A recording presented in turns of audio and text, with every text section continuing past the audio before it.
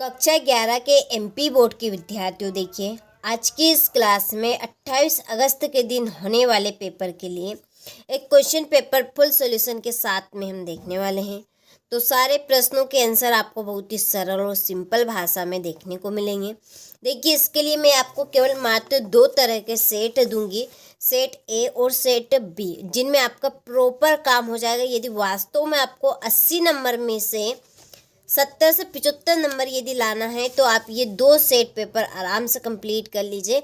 आपके 80 नंबर में से 70 से 75 नंबर आराम से कवर हो जाएंगे। सारे क्वेश्चनों के आंसर भी दूंगी साथ में, ताकि किसी भी तरह की कमी हमारी तरफ से नहीं रही। ठीक है, देखिए मेहनत तो करनी पड़ेगी आपको, थोड़ी मेहनत ज़्यादा लगेगी, लेकिन उसका फल भी आपको अच्छा मिलेगा।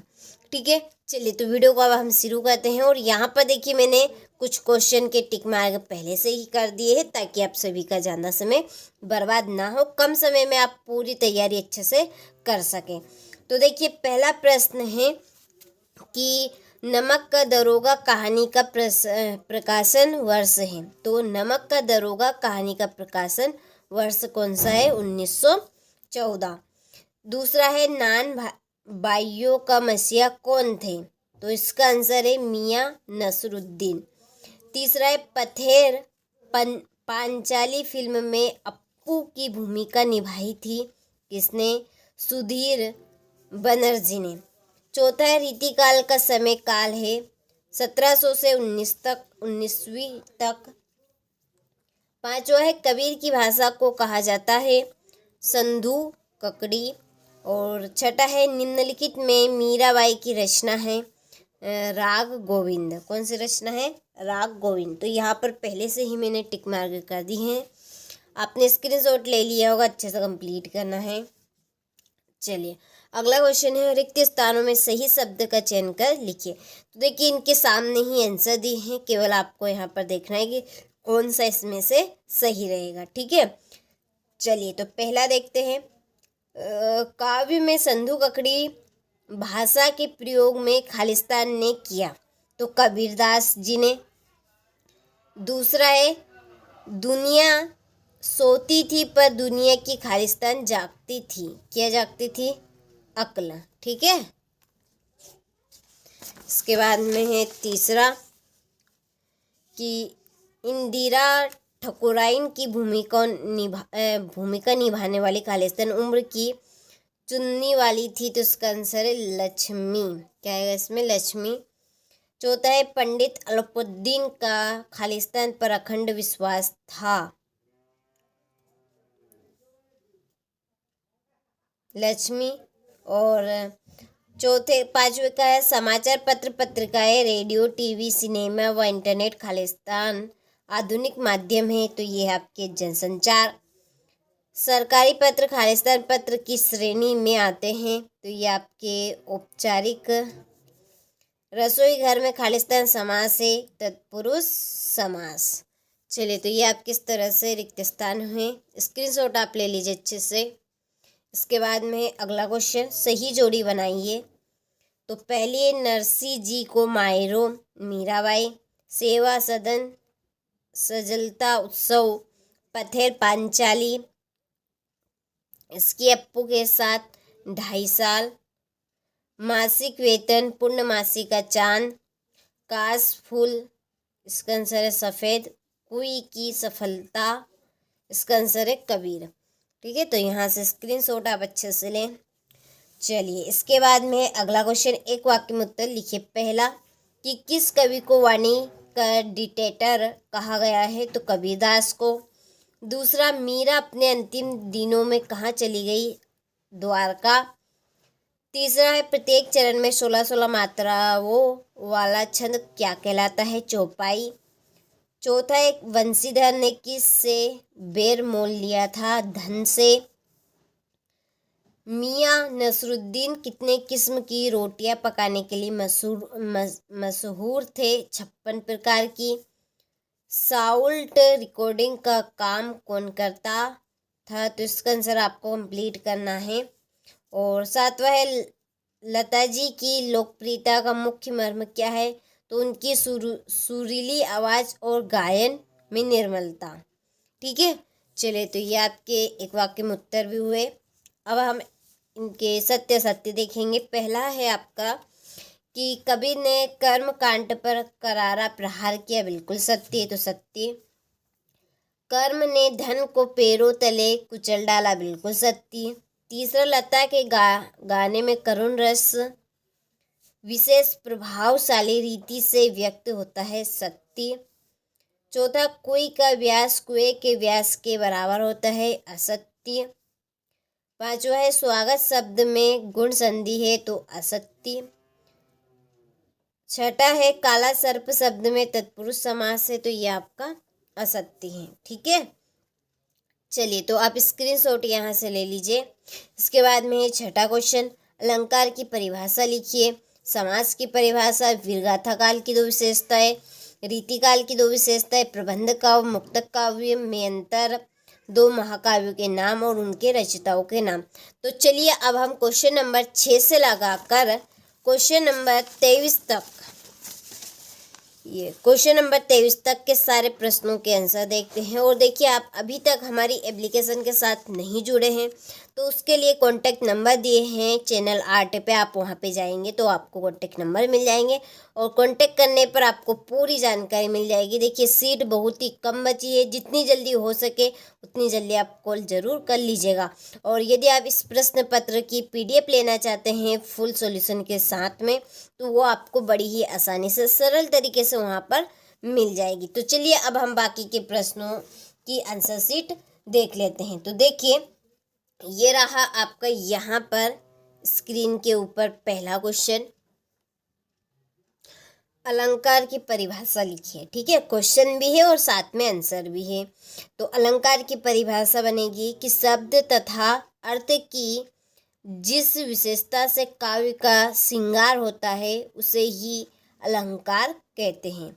यह कहा गया है कि अड़ल करोति इति अलंकार, जो आकलंक करता है वही अलंकार है, ठीक है।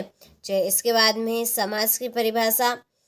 तो समास की परिभाषा बनेगी कि दो या दो से अधिक शब्दों के मेल से एक नया सार्थक शब्द बनने की प्रक्रिया को समास कहते हैं, ठीक है। दो या दो से अधिक शब्दों, यहाँ पे शब्द जैसे कि माता और पिता, ठीक है, माता पिता, और जब हम माता पिता के जोड़ेंगे तो ये बनेगा पितरों, इस तरह से, तो एक नया शब्द बनेगा जिसे ही हम क्या कहेंगे, समास कहेंगे। चलिए, इसके बाद में है अगला क्वेश्चन, वीर गाथा काल या रीतिकाल की दो विशेषता। तो ये आपकी वीर गाथा काल की विशेषता नंबर 1 कि इस काल की रचनाएं मुख्यतः वीर रस से ओतप्रोत होती है। दूसरी है कि इनमें राजाओं, योद्धाओं और देशभक्तों की वीरता, साहस और पराक्रम का वर्णन मिलता है। चलिए, इसी के नीचे इसका अथवा है जिसमें रीतिकाल की विशेषताएं पूछी गई है। पहली विशेषता है कि इस काल में श्रृंगार रस की प्रधानता रही है। दूसरी, इस काल में कवियों ने लक्षण ग्रंथों की रचना की है, ठीक है। चलिए, अगला 8वां है प्रबंध काव्य और मुक्तक काव्य में दो अंतर। तो पहला अंतर है प्रबंध काव्य, इसमें कथा वस्तु का क्रमिक विकास होता है और यही एक विस्तृत कथा को प्रस्तुत करता है, जैसे रामचरित मानस। मुक्तक काव्य, इसमें प्रत्येक छंद स्वतंत्र होता है और किसी एक भाव या विचार को व्यक्त करता है, जैसे कि बिहारी सस्से। अगला है दो महाकाव्यों के नाम और रचयिताएं लिखे, रचनाएं।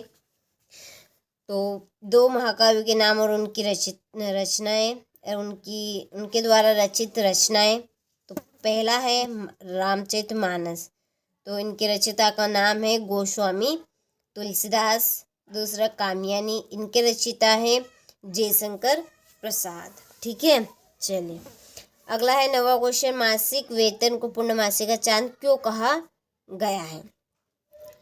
तो देखिए, मासिक वेतन को पूर्णमासी का चांद इसलिए कहा गया है क्योंकि यहाँ एक निश्चित तिथि पर आता है और धीरे धीरे खर्च होते होते महीने के अंत तक समाप्त हो जाता है।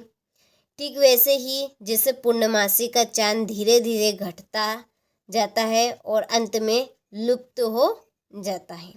आपको समझ में आया होगा इस प्रश्न का आंसर क्या कहना चाहता है, तो आप 1 से 2 बार जरूर पढ़ लीजिएगा, आराम से याद हो जाएगा। चलिए, कर्जन को इस्तीफा क्यों देना पड़ा? तो लॉर्ड कर्जन को इस्तीफा इसलिए देना पड़ा क्योंकि वे इंग्लैंड में एक फौजी अफसर को अपनी इच्छित पद पर नियुक्त करवाना चाहते थे, लेकिन उनकी सिफारिश को ब्रिटिश सरकार ने नहीं माना, जिसके कारण उन्होंने इस्तीफा दे दिया और उनका इस्तीफा स्वीकार कर लिया गया। ठीक है, तो इसका आंसर काफ़ी सरल और सिंपल है, आराम से याद हो जाएगा आपको। शब्द शक्ति किसे कहते हैं? तो देखिए, शब्द शक्ति से तात्पर्य शब्द के अर्थ को व्यक्त करने की शक्ति से है। यह 3 प्रकार की होती है, अभिधा, लक्षणा और व्यंजना। ठीक है, फिर शब्द गुण को परिभाषित कीजिए। तो शब्द गुण क्या है? तो शब्द गुण का काव्य में प्रयुक्त होने वाले वे गुण हैं जो काव्य में रस और भाव को उत्पन्न करने में सहायक होते हैं। ये भी 3 प्रकार के होते हैं, ओज, प्रसाद और माधुर्य। ठीक है, चलिए इसके बाद में लता के गायन की विशेषताएं लिखिए। तो गानपन, लता मंगेशकर के गानपन की सबसे बड़ी विशेषता उनका गानपन या स्वरों की मिठास है। ठीक है, उनका गाने का जो अंदाज है, जो उनकी मधुरी जो वाणी है, उसके लिए वो प्रसिद्ध है, जो उनकी लोकप्रियता का मुख्य कारण है।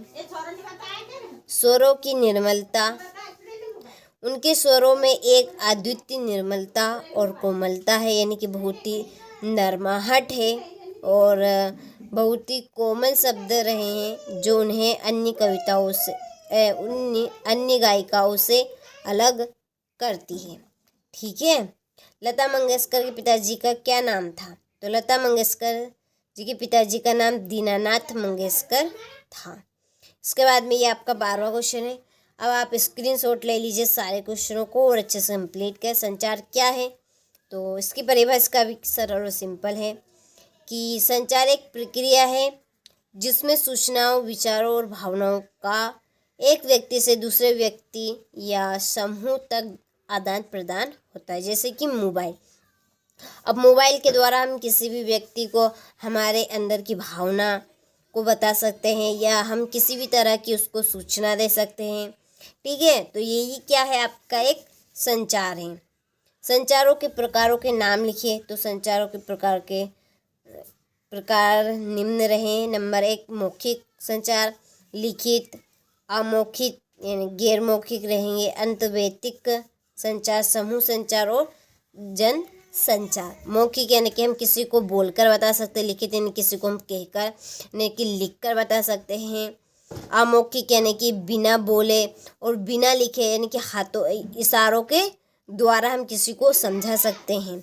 ठीक है, इसके बाद में ये आपका 14वां क्वेश्चन। ठीक है, यहाँ से आप स्क्रीनशॉट ले लीजिए। ये विशेषोक्ति अलंकार का उदाहरण लीजिए।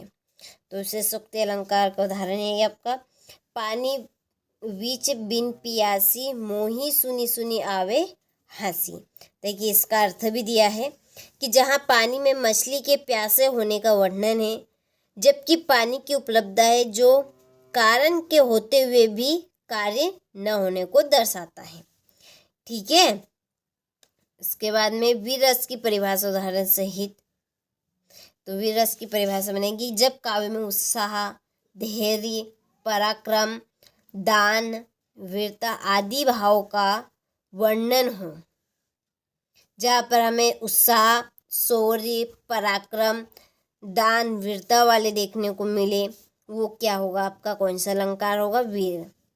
इसका इस्तेवा उत्साह बनेगा। और उदाहरण बहुत ही सरल और सिंपल है, बुंदेले हर बोलो के मुख हमने सुनी कहानी थी, खूब लड़ी मर्दानी वो तो झांसी वाली रानी थी।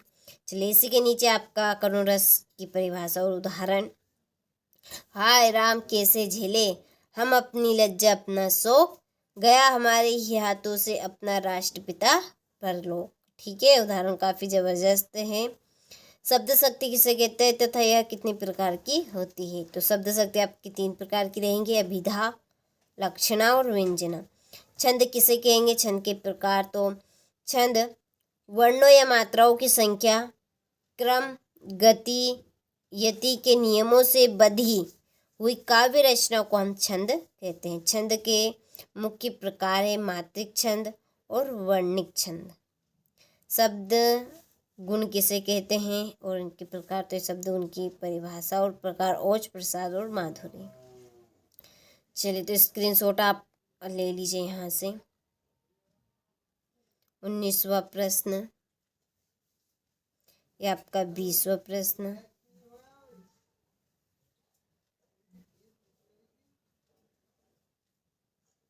ये आपका 21वां प्रश्न,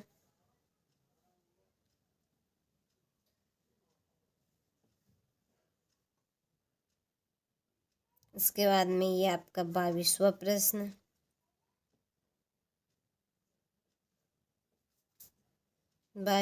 कथवा,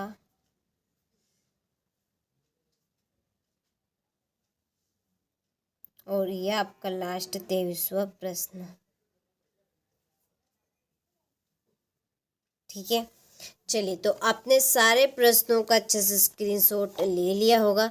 तो अच्छे से आपको तैयारी करनी है ताकि आप सभी अच्छे से अच्छे नंबर कवर कर सकें। चलिए, तो मिलते हैं आपसे अगले वीडियो में।